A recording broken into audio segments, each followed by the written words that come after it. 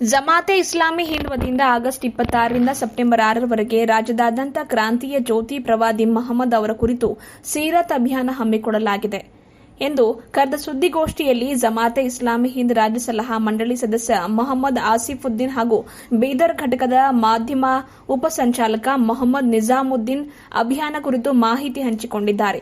ಅಭಿಯಾನದ ಪ್ರಯುಕ್ತ ಬೀದರ್ ನಗರದಲ್ಲಿ ವಿವಿಧ ಕಾರ್ಯಕ್ರಮಗಳು ನಡೆಯಲಿವೆ. ಅಭಿಯಾನ ಅವಧಿಯಲ್ಲಿನ 2 ಶುಕ್ರವಾರ ಮಸೀದಿಗಳಲ್ಲಿ ಪ್ರವಚನ ಜರುಗಲಿದೆ. ಪ್ರವಾದಿ ಮೊಹಮ್ಮದರ ಕುರಿತ ಮಾನವ ಮನಸ್ಸಿನ ಕೃಷಿಕ ಮನದೊಡೆಯ ಮೊಹಮ್ಮದ್ ಹಾಗೂ ಸಮಗ್ರ ಕ್ರಾಂತಿಯ ಜ್ಯೋತಿ ಬೆಳಗಿದ ಪೈಗಂಬರ್ ಮೊಹಮ್ಮದ್ ಕೃತಿ ಬಿಡುಗಡೆ ಆಗಲಿದೆ ಎಂದು ತಿಳಿಸಿದರು. ಪ್ರವಾದಿ ಮೊಹಮ್ಮದ್ ಅವರ ಜನ್ಮದಿನವಾದ ಆಗಸ್ಟ್ 26ರಂದು ನಗರದ ಕೇಂದ್ರ ಕಾರಾಗೃಹದಲ್ಲಿ ಖೈದಿಗಳಿಗೆ ಹಣ್ಣು ಹಂಪಲು ವಿತರಣೆ ಮಾಡಲಾಗುತ್ತಿದೆ ಎಂದರು. ಆಗಸ್ಟ್ 30ರಂದು ಬೆಳಗ್ಗೆ 11ಕ್ಕೆ ಕರ್ನಾಟಕ ಸಾಹಿತ್ಯ ಸಂಘದ ಸಭಾಂಗಣದಲ್ಲಿ ಬಹುಭಾಷಾ ಕವಿಗೋಷ್ಠಿ ಆಯೋಜನೆ ಮಾಡಲಾಗುವುದು. ಇದೇ ಸ್ಥಳದಲ್ಲಿ ಸೆಪ್ಟೆಂಬರ್ 9ರಂದು ಸಂಜೆ 7ಕ್ಕೆ ಮೇಜಿನ ಮಾತು ನಡೆಸಲಾಗುವುದು. ಸಾರ್ವಜನಿಕರನ್ನ ವೈಯಕ್ತಿಕವಾಗಿ ಭೇಟಿಯಾಗಿ ಪ್ರವಾದಿ ಮೊಹಮ್ಮದರ ಮಡಿಚಿಕೆ ಹಾಗೂ ಸೀರತ್ ಪುಸ್ತಕಗಳನ್ನು ವಿತರಿಸಲಾಗುವುದು ಎಂದು ತಿಳಿಸಿದರು.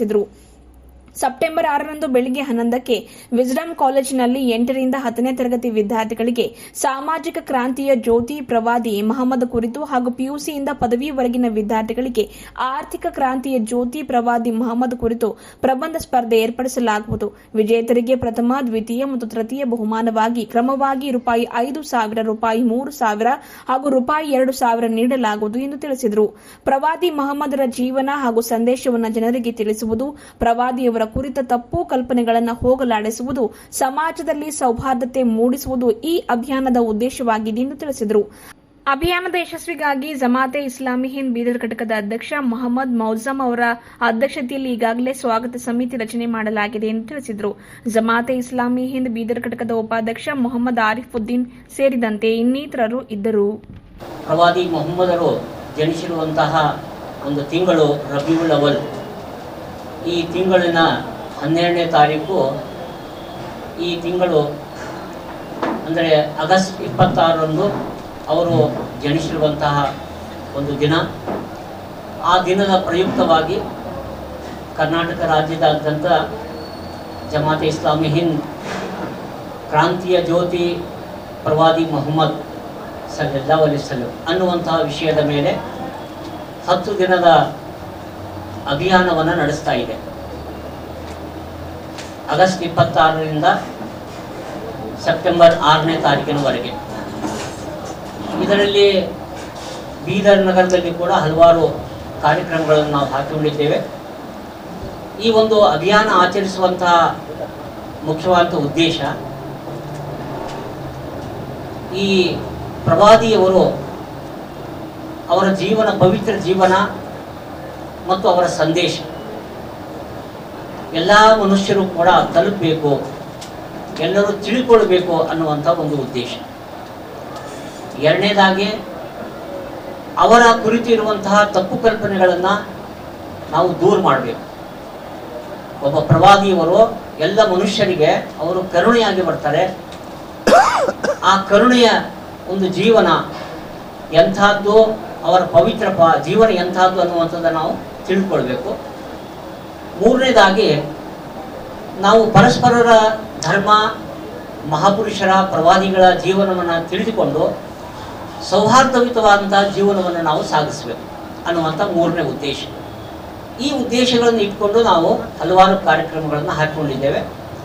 ಬೀದರ್ನಲ್ಲಿ ಈಗಾಗಲೇ ಈ ಒಂದು ಕಾರ್ಯಕ್ರಮಗಳನ್ನು ಅನುಷ್ಠಾನ ತರಲಿಕ್ಕೆ ಒಂದು ಸ್ವಾಗತ ಸಮಿತಿಯನ್ನು ರಚಿಸಲಾಗಿದೆ.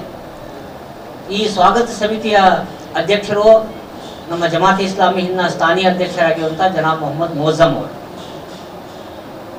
ಅದಾದ ನಂತರ ಒಂದು ಪತ್ರಿಕಾಗೋಷ್ಠಿಯನ್ನು ನಾವು ಕರೆದು ನಮ್ಮ ಕಾರ್ಯಕ್ರಮಗಳ ವಿವರವನ್ನು ನಾವು ನೀಡಿದೆವು. ಅದಾದ ನಂತರ ನಿನ್ನೆ ಆಗಸ್ಟ್ 26ರಂದು ನಾವು ಬೀದರ್ನ ಕೇಂದ್ರ ಕಾರಾಗೃಹಕ್ಕೆ ವಿಸಿಟ್ ಕೊಟ್ಟು ಅಲ್ಲಿ ಕೈದಿಗಳಿಗೆ ಹಣ್ಣು ಹಂಪಲನ್ನು ನಾವು ಹಂಚಿ ಈ ಹಬ್ಬವನ್ನು ಆಚರಣೆ ಮಾಡಿದ್ದೇವೆ. ಅದಾದ ನಂತರ ಮುಖ್ಯವಾದಂಥ ಒಂದು ಕಾರ್ಯಕ್ರಮ ಕವಿಗೋಷ್ಠಿ. ಪ್ರವಾದಿ ಮೊಹಮ್ಮದರ ಜೀವನ, ಅವರ ಒಂದು ಸಂದೇಶ, ಇದರ ಕುರಿತು ಕವಿತೆಗಳನ್ನು ಬರಲಿಕ್ಕೆ ನಾವು ಕವಿಗಳನ್ನು ವಿನಂತಿಸಿಕೊಂಡಿದ್ದೇವೆ. ಅದರಲ್ಲಿ ಬೀದರ್ನ ಪ್ರಸಿದ್ಧ ಕವಿಗಳು, ಉರ್ದು ಭಾಷೆಯ ಕವಿಗಳು, ಇಂಗ್ಲಿಷಿನ ಹಾಗೂ ಹಿಂದಿ ಕವಿಗಳು ಅದರಲ್ಲಿ ಭಾಗವಹಿಸಲಿದ್ದಾರೆ.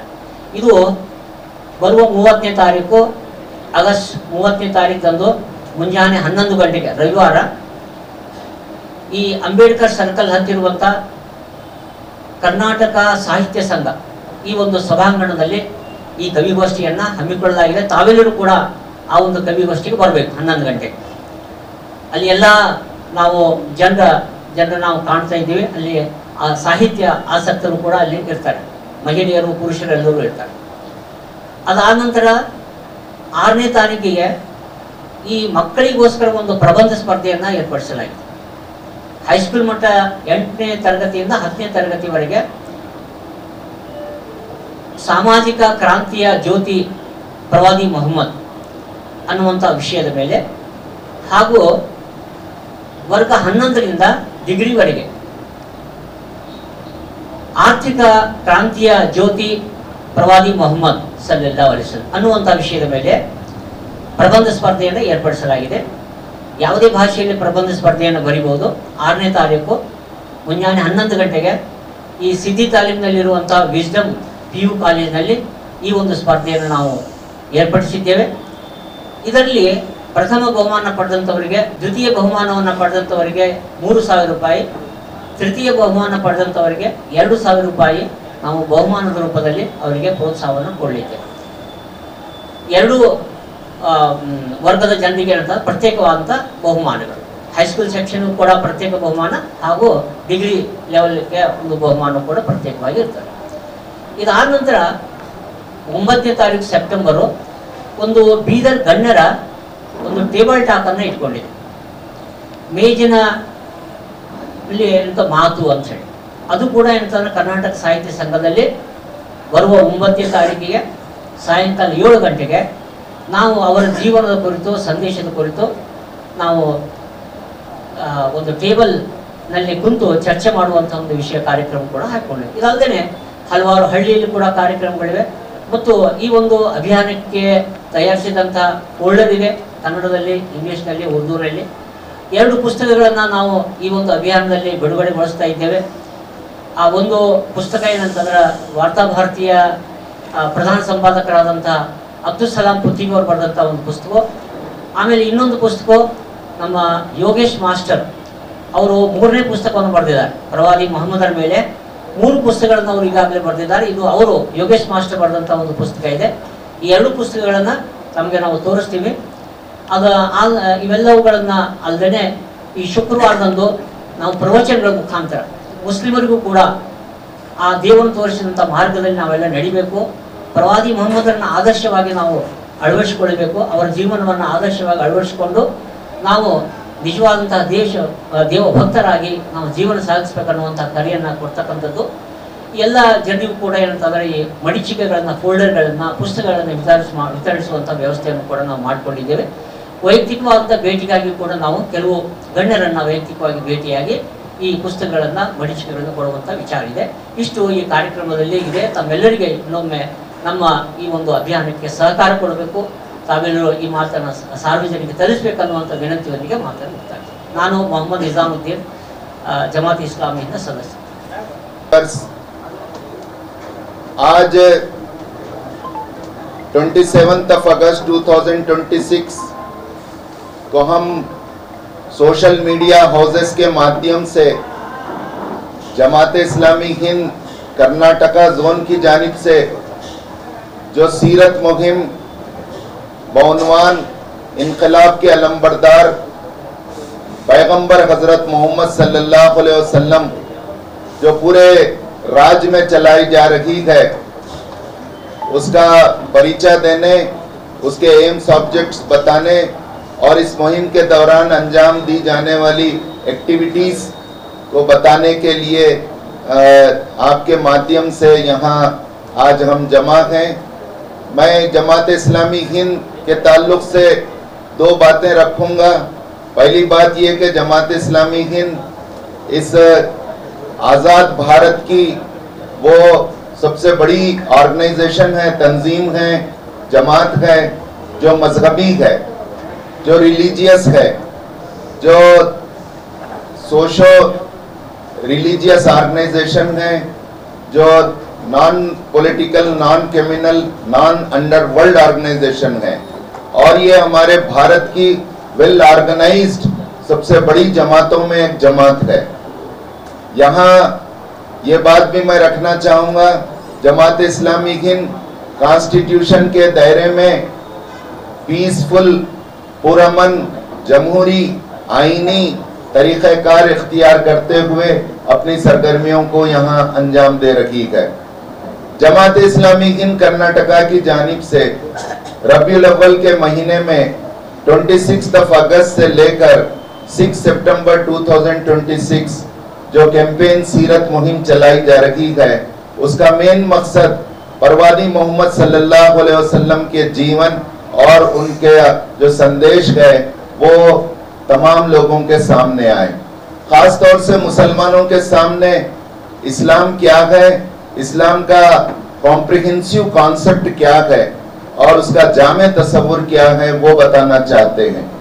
और इन जनरल तमाम हमारे देश के भाइयों को, बहनों को, वतनी भाइयों और बहनों के सामने हम ये मैसेज रखना चाहते हैं कि परवादी मोहम्मद सल्लल्लाहु अलैहि वसल्लम के जरिए से इस जमीन के ऊपर सृष्टिकर्ता का आखिरी मैसेज के छोटी बड़ी चीज पैदाइश से लेकर आखिरी वक्त तक उनकी पर्सनल लाइफ, उनकी सोशल लाइफ, उनकी फैमिली लाइफ, उनका रिलीजियस और उनका इकोनॉमिक्स और फिर पॉलिटिकल हर लेवल पर उन्होंने गाइड किया और सिर्फ 23 इयर्स में एक मल्टी डायमेंशनल एक चेंज और एक रिवॉल्यूशन लाया। तो उनका यहाँ तक हम देखेंगे आज कि युवा एलन मस्क को एक अपना इन्फ्लुएंसर और एक मॉडल मानती है, लेकिन एलन मस्क हो सकता है पैसे में नंबर 1 होंगे, लेकिन अगर आप गूगल से पूछें या किसी भी जरिए से पूछें एलन मस्क पानी कैसा पीते हैं तो कोई नहीं बताएगा, कहेगा कि नहीं मालूम, इससे क्या ताल्लुक है। जबकि परवादी मोहम्मद के इसमें छोटी सी छोटी बात भी आती है कि पानी वो देखकर बैठकर 3 सांस में रुक रुक कर पिया करो और पीते थे, ये बात आई है। तो मैं ये एक एग्जाम्पल दे रखा हूँ।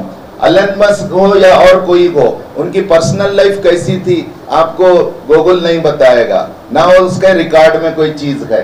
लेकिन परवादी मोहम्मद सल्लल्लाहु अलैहि वसल्लम चूंकि पूरी दुनिया के लिए रोल मॉडल बनाए गए हैं, उनकी पर्सनल लाइफ और उनकी छोटी छोटी चीजें तक रिकॉर्ड में लाई गई हैं, वो महफूज हैं। और खास बात यह है कि उससे पूरे इंसानों को फायदा हुआ है और इतना लिखा जा रहा है, रिसर्च किया जा रहा है, पढ़ा जा रहा है, तो ये बताया जा रहा है कि उनकी बातों से इंसानों को फायदा हुआ है, किसी बात से उनकी नुकसान नहीं हुआ है। उसकी एक वाज़ेह मिसाल 1978 में American historian Michael H heart ने दी 100 जो पर्सनैलिटीज की रैंकिंग उसने की और उसने जो बुक लिखा दी 100, उसमें उसने परवादी मोहम्मद सल्लल्लाहु अलैहि वसल्लम को नंबर 1 दिया। देकर उसने कहा कि the most influential person in the history में ये 100 लोगों ने बहुत ज्यादा अफेक्ट किया है, उनमें सबसे ज्यादा अफेक्ट करने वाली अगर कोई पर्सनैलिटी है तो वो परवादी मोहम्मद सल्लल्लाहु अलैहि वसल्लम की है। उसने ये भी लिखा, ही सक्सीडेड बोथ स्पिरिचुअल